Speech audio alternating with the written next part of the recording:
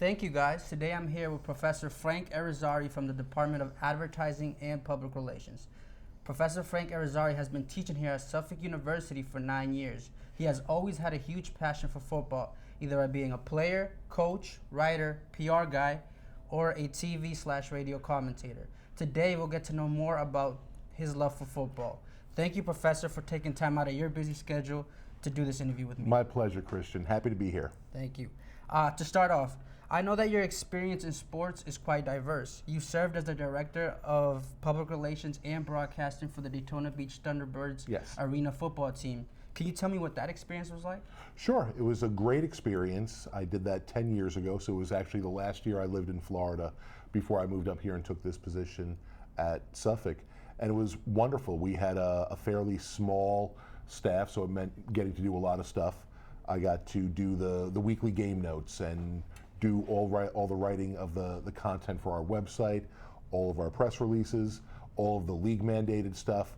Plus, I also handled our radio broadcasts. We had a contract with a local ESPN affiliate to do a radio broadcasting, so I was the radio play-by-play announcer for the team as well. Like you said, you did radio play-by-play. Was that your first time ever doing radio? I had done radio before that. A few years before that, I did radio for Stetson University, has a Division I men's and women's basketball, and I did radio for that. But that was my first time since college doing any sort of radio or TV for football. Was it difficult, or was it something you fell in love with, like doing radio play-by-play? It was certainly a challenge. I can remember the first game we did was in Lexington, Kentucky at Rupp Arena, where the University of Kentucky plays. And it was kind of daunting being there in the arena, calling my first game.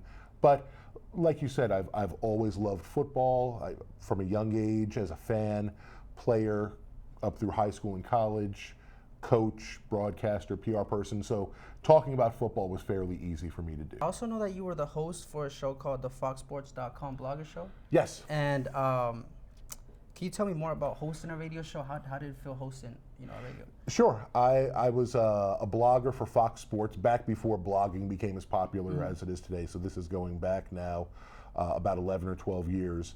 And one of the things that I had an idea to do to showcase, because oftentimes when you listen to talk radio, sports talk radio, the host will bring on guests, and it's usually journalists and sports writers to talk about a piece that they'd written. So I partnered with Blog Talk Radio, which was an emerging site at the time, and now it's become one of the more popular internet, blog talk sites. And I came up with this concept for the show called the Fox Sports, Blogger Show. And what I would do is I would go through some of my favorite bloggers on Fox Sports, and I would hit them up. And once a week we did a radio show. We did about I think it was a 2-hour radio show we did once a week, and they would come on and talk about the pieces that they wrote. So it was stuff that I found interesting, and it got a lot of listenership. And it was actually the first, and so Fox actually started promoting it on their website. As a matter of fact, we were the first non-Fox entity, because it wasn't directly, it was the Fox Sports Blogger Show, but when people clicked on the link, it took them away from the Fox Sports website to the Blog Talk Radio website. So it was the first time that Fox Sports had ever linked something on their homepage that actually directed traffic away. And there was some talk about, doing this full time for Fox, and that happened. And so that was happening right when I took the job with Daytona. And between teaching full time and working at Daytona, I just didn't have the time to do it. And I see now, the way blogging and internet radio has taken off.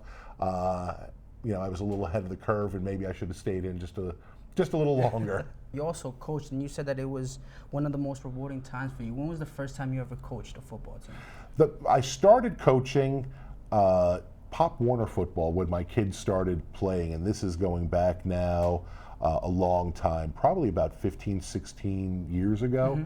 And that was great. And I had opportunities to coach at the high school level. I had opportunities to coach at the arena level. And I didn't want to do any of that while my kids were playing football. I didn't want to give up the opportunity to work and spend that time with my kids. And that was great. It was a great experience. But now my kids are older. My older son John is a sophomore here Yeah. at Suffolk, and my younger son is a sophomore in high school.